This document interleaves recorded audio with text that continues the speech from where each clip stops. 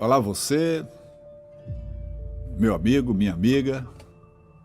Prazer enorme de estar com você aqui para que possamos ter essa conversa franca. E em compromisso estabelecido com você que me acompanha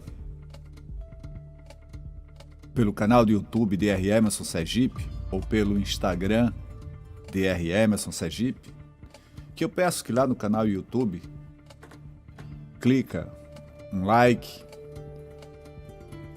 se inscreve no nosso canal, recomende para seus amigos e amigas, para todas as pessoas, de modo que a gente possa ter um crescente de pessoas que querem construir uma sociedade justa, solidária. É o convite para a civilização do amor e para a cultura do encontro.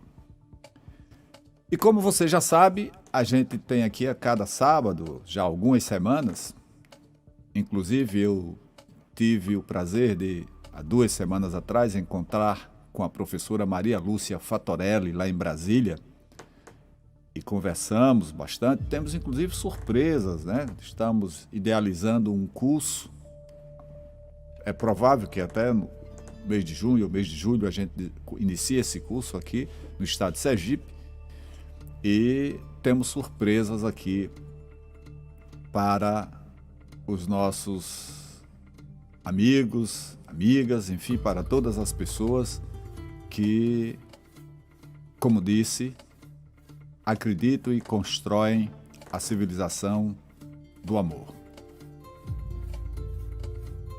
Quem financia o Estado e quem se beneficia com o gasto público?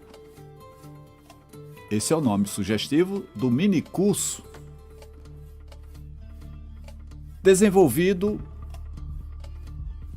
pela Comissão Brasileira de Justiça e Paz, um organismo da CNBB, e pela Auditoria Cidadã da Dívida Pública, e que a gente está reproduzindo aqui semanalmente toda a sequência do curso. E o nosso bate-papo de hoje será sobre análise das receitas e despesas públicas na esfera estadual. Semana passada, você lembra, nós fizemos essa análise das receitas e despesas públicas na esfera estadual. Hoje, vamos fazer análise das receitas e despesas públicas na esfera municipal. E essa aula foi ministrada pelo professor Luiz Fernando Reis. Então, semanalmente estamos aqui, nós estamos repassando o curso, aula por aula, porque essa discussão e com essa abordagem você só vê e só ouve aqui. Então vamos ao tema gastos públicos na esfera municipal. Segundo o IBGE, dados de 2019, o Brasil tem 5.570 municípios, dos quais 3.700, ou seja, quase 70%, têm uma população de até 20 mil habitantes. E esses 70% de municípios concentram menos de 15% da população brasileira. Então, 3.700 municípios, 70% do número de municípios brasileiros, para 70% dos municípios, menos de 15% da população brasileira. E apenas 48 municípios, ou seja, menos de 1% dos municípios brasileiros, têm mais de 500 mil habitantes e concentram mais de 30% da população. Então, veja, 70% dos municípios brasileiros com menos de 15% da população. 48 municípios brasileiros, ou seja, menos de 1% dos municípios brasileiros, mais de 30% da população. Então veja que há uma distribuição desigual com uma tendência, né, à urbanização. Por exemplo, aqui em Sergipe nós temos a nossa capital, Aracaju, que é uma capital 100% urbanizada, não tem zona rural. Então, essa urbanização, que se dá principalmente a partir dos anos 30, com o processo de industrialização, traz consigo também a favelização e uma série de problemas urbanos. Mas agora vamos mesmo discutir e apresentar as receitas, né? Apresentar e discutir as receitas dos municípios brasileiros. Vamos tomar como base o período de 2013 a 2020, porque aí temos os dados consolidados. E vamos analisar o total das receitas dos municípios. E verificamos então que esse total das receitas apresentaram um crescimento de 71,3%. Um crescimento bem superior à inflação do período, que foi de 54,4%. Então, importante guardar esse dado, 2013 a 2020, crescimento das receitas municipais e um crescimento de 71,3%. Então, as receitas crescem. Percebam que não é essa a percepção que a população tem, você que me escuta agora, se não é uma pessoa que já foi buscar, já foi estudar essas informações, a sua percepção muito provavelmente é de que essa não é a realidade. Crescimento de 71,3% nas receitas, né? Quando se escuta falar apenas que o serviço público, né, é deficitário. Em termos percentuais, todas as transferências governamentais, as transferências para a União e Estados, representam em média 60,9% do total das receitas dos municípios. A arrecadação tributária e de contribuições representam 22,3% e 3,3%, respectivamente. Então, totaliza aí transferências, arrecadação tributária e contribuições, 86,5% das receitas municipais. É preciso destacar que a União tem destinado para gastos com a dívida pública federal um valor superior a 400% da soma de todas as transferências aos 26 estados. Então aí já é importante, e Distrito Federal no caso, 26 estados e Distrito Federal, e mais 5.570 municípios brasileiros. Então veja, quando você analisa o que a União transfere para estados, municípios e Distrito Federal, em relação à despesa com a dívida pública, ou seja, os gastos, aquilo que a União paga de dívida pública, essa despesa com a dívida pública supera a transferência para estados, municípios e Distrito Federal em 400%, ou seja, é 4 vezes mais. Para cada R$1 que a União envia para os estados, ela dá R$4 para os rentistas, para os credores da dívida pública. Ou seja, os rentistas recebem anualmente 4 vezes mais do que todo o povo brasileiro. Importante essa informação, que também, como disse, você só ouve aqui, só toma conhecimento aqui, porque a grande mídia não tem interesse de trazer essa discussão para o povo brasileiro. Ou seja, é a promoção da alienação midiática. Você vai ter uma narrativa única, só vai ouvir o que eles querem. Mas veja, esses dados aqui eu fui buscar todos eles, Ministério da Economia, Banco Central, Tesouro Nacional. Você vai ter acesso a essas informações e estão lá. Só que tudo isso é trabalhado para que a população não tome conhecimento, né? Só as grandes empresas, tá? As pessoas que se beneficiam desse processo sabem muito bem que isso acontece dessa forma. O povo brasileiro, que é o grande pagador dessa conta, não sabe. Então é muito preocupante a constatação que as receitas resultantes de operações de crédito, ou seja, são os empréstimos, nesse mesmo período, 2013 a 2020, que a gente está aqui estudando, apresentaram um impressionante crescimento de 255,5%. Essas operações de créditos, essas receitas, o que os governos municipais têm como receita a partir de empréstimos realizados, essas receitas, no caso, evoluíram de 3 bilhões 886 milhões para 13 bilhões 815 milhões. Então veja só, enquanto as receitas aumentaram, e aumentaram mais do que a inflação, cerca de 73%, os empréstimos, o dinheiro emprestado que os municípios brasileiros tomaram, aumentou no mesmo período 255,5%. Vocês já estão lembrados daquele número que mostrei há pouco, em que o dinheiro que a União passa para o Estado, Município e Distrito Federal e o dinheiro que a União paga de dívida, ele paga 4 vezes mais de dívida, 400% a mais, do que o que repassa para o povo brasileiro através dos estados, municípios e Distrito Federal.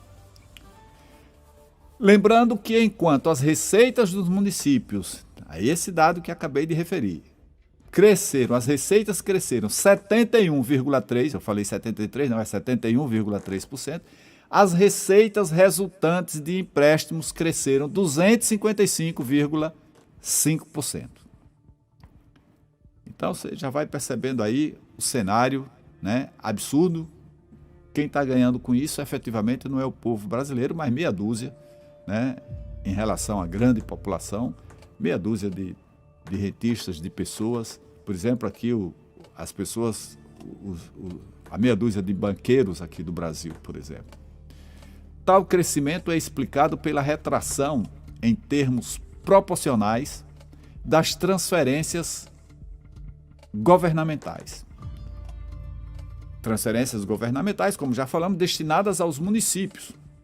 Para ampliar sua capacidade de investimento e atender às demandas da população, as prefeituras têm recorrido de forma crescente às operações de crédito, ou seja, têm recorrido a empréstimos.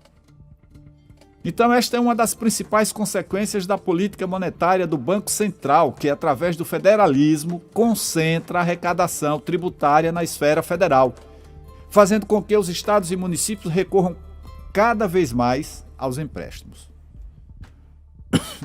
Desculpem.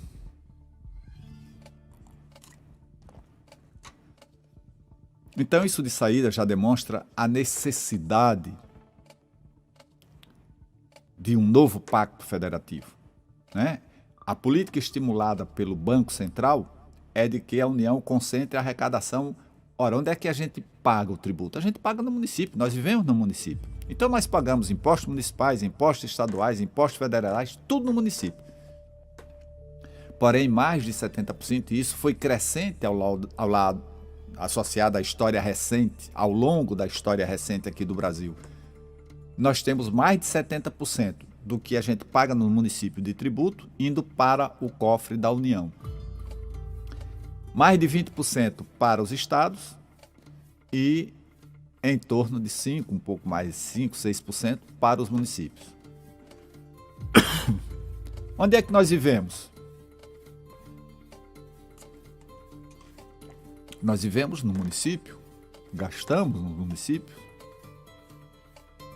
pagamos todos os nossos tributos no município, mas a renda maior vai para a União, que aí faz a política do chapéu na mão, do pires na mão, né? Verdadeiros pedintes, os prefeitos, e aí o presidente da República vai consolidando seu poder e vai fazendo sua dominação, deputados vão se elegendo através dessa relação de submissão dos municípios a essa política monetária que concentra a arrecadação tributária na União.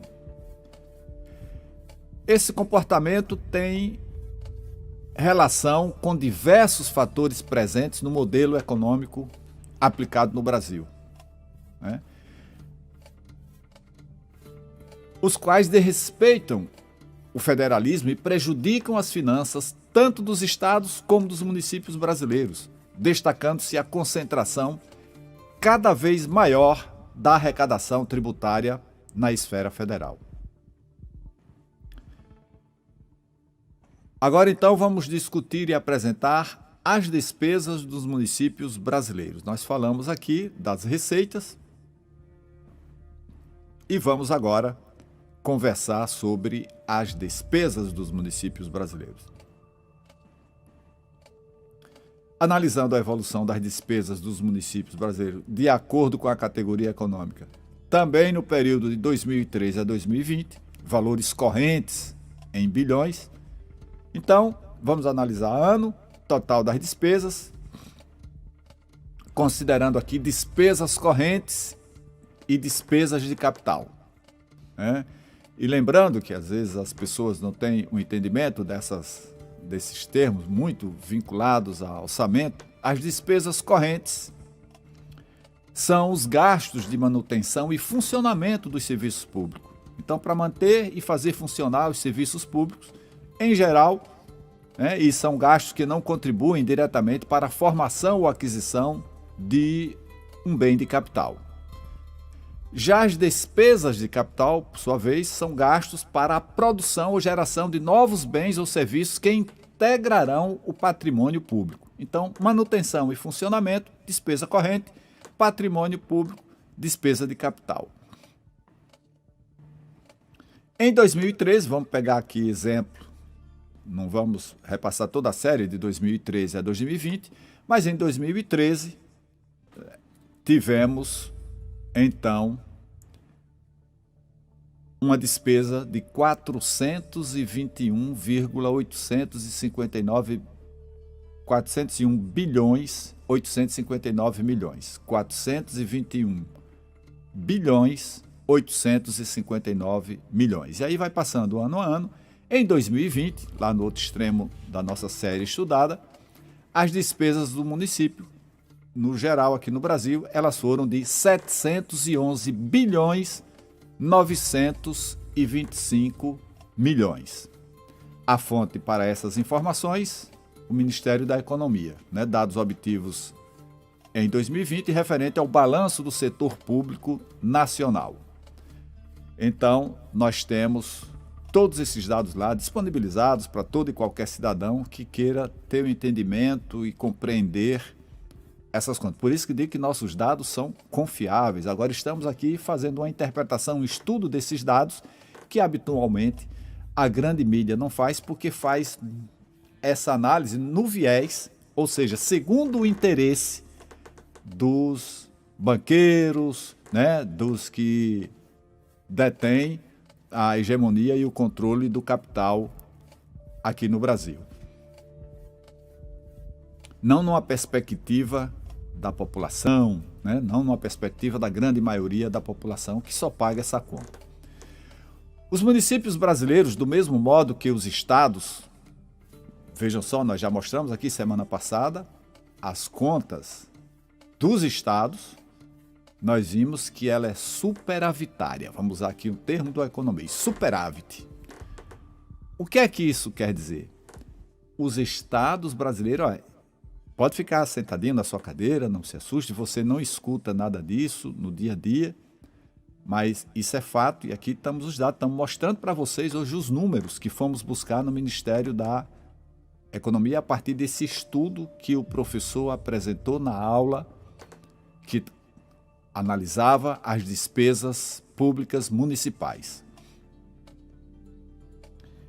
Os estados brasileiros arrecadam mais do que o que gastam. A receita dos estados é maior do que as despesas. E os municípios? O que acontece também com os municípios? O que é que acontece com os municípios? Eu diria também acontece que os municípios brasileiros, no somatório, eles arrecadam mais do que o que gastam. Então, há um superávit, não há prejuízo, não há déficit. No período de 2013 a 2020, o total das despesas apresentaram um crescimento de 68,8%. As despesas, 68,8%. Evoluíram, nós mostramos ali, de 421 bilhões 859 milhões para 711 bilhões 925 milhões.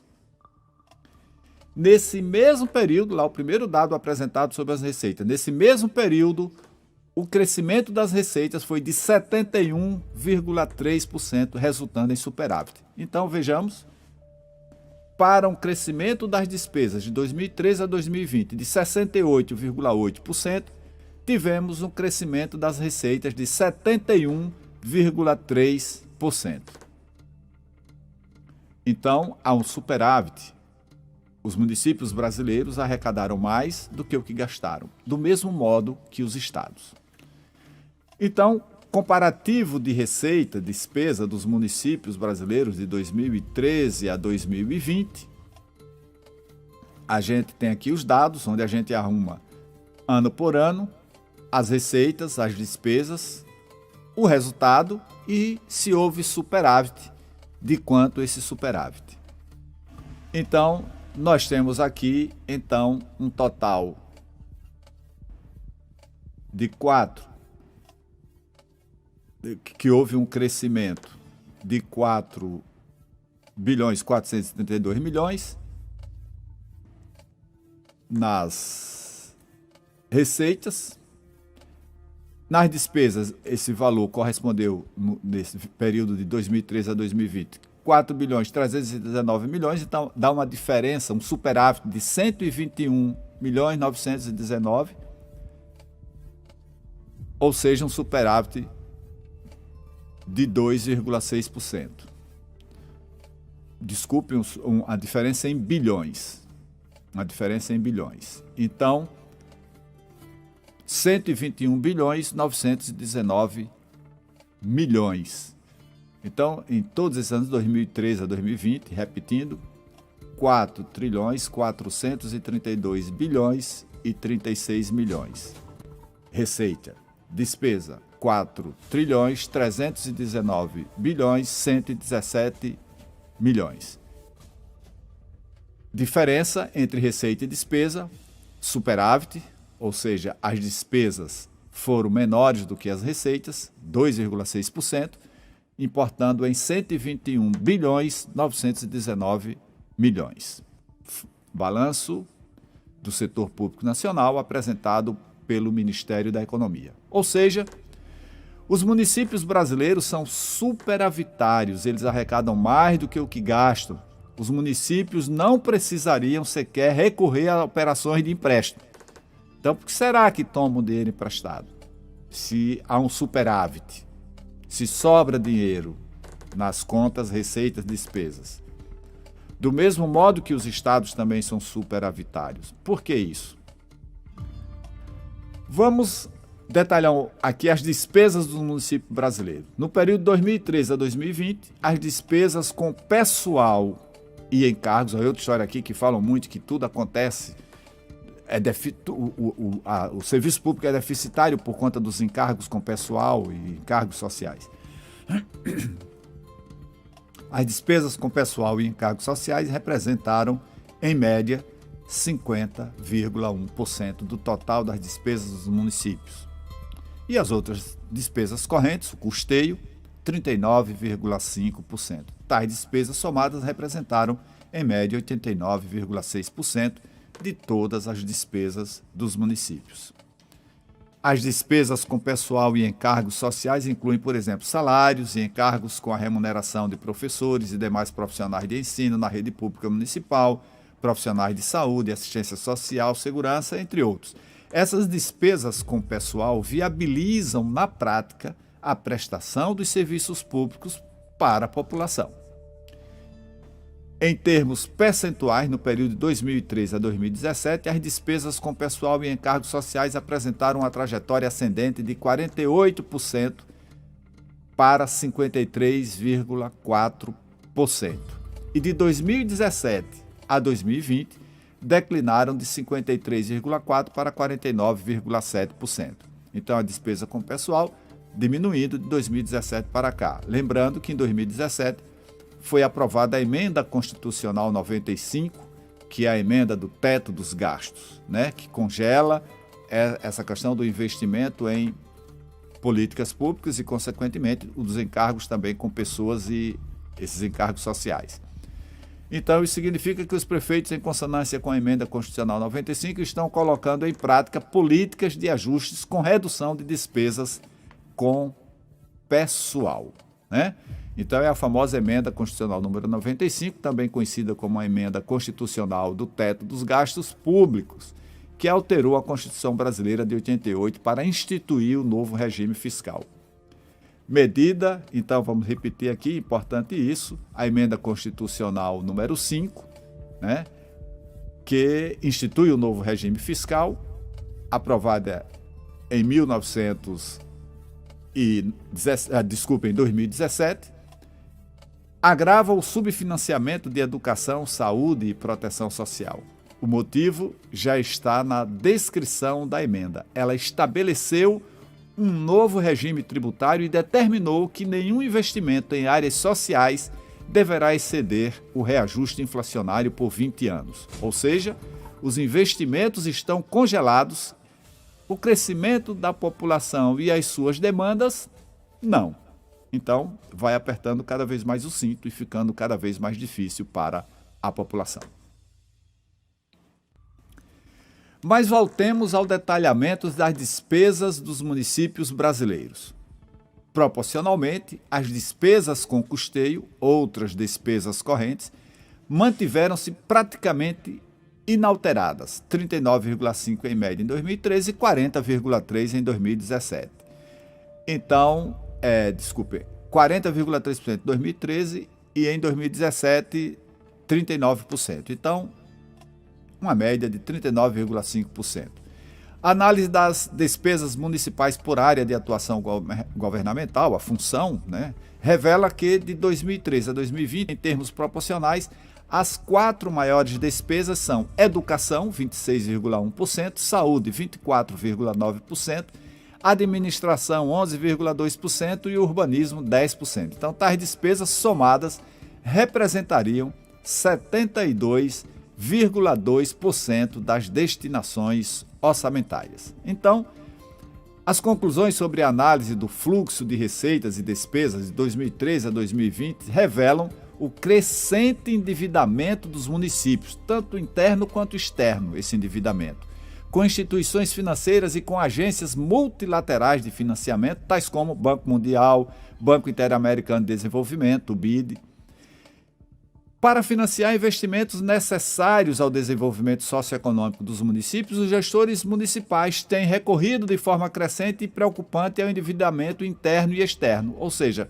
como eles têm que pagar a dívida pública, aí sim eles tornam, né, a contabilidade deficitária, porque uma parcela significativa, em torno de 40% do orçamento vai ser gasto com o pagamento da dívida, então precisa tomar dinheiro emprestado para poder fazer a administração dos municípios. As operações de crédito, que no curto prazo representam receitas adicionais, então o empréstimo seria para isso, né?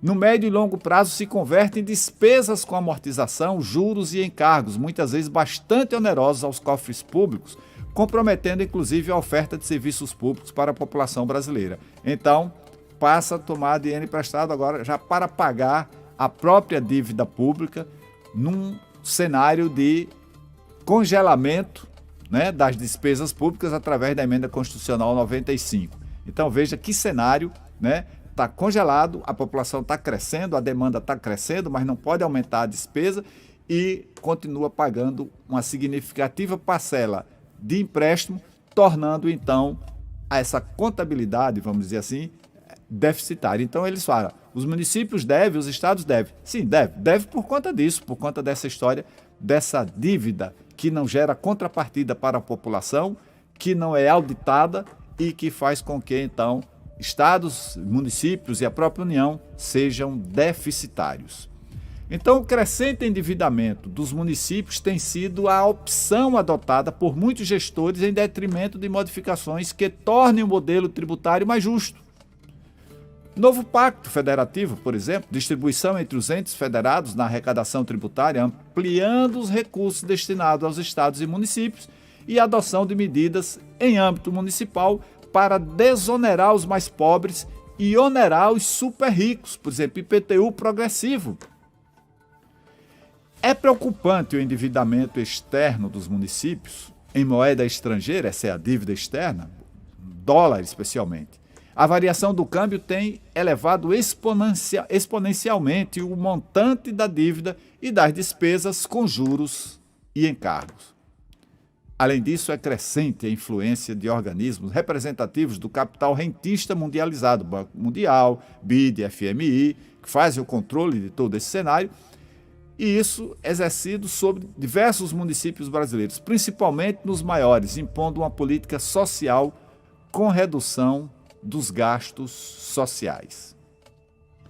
Muitas vezes, parte das receitas, transferências governamentais, são apresentadas como garantia para a realização de empréstimos. Lembra que tem aquela rubrica lá das transferências da União para estados e municípios? Muitas vezes é esse recurso que é apresentado como garantia para os rentistas e poderão ser retidas, sequestradas para garantir o pagamento da dívida, que é a prioridade na política monetária brasileira, a prioridade 1000, comprometendo a oferta de ações e serviços públicos para as populações dos municípios. Mas, meus amigos, amigas, enfim, deixamos com você as perguntas que não querem calar. Brasil, a que será que se destina? Qual o Brasil que você quer? Até a próxima semana e aqui estaremos com mais um podcast. Lembre-se, o nosso podcast fica gravado nas redes sociais. Canal do YouTube DR Emerson Sergipe e também no Instagram, no IGTV, DR Emerson Sergipe. Tchau!